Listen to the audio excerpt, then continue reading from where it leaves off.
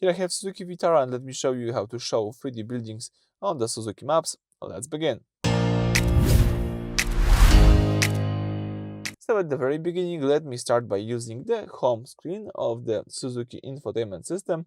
Now let's select here the settings, as you can see right here. And now you've got access to all settings of your Suzuki. So let's use here the left menu, this menu on the left, and let's choose the third option, which is Maps.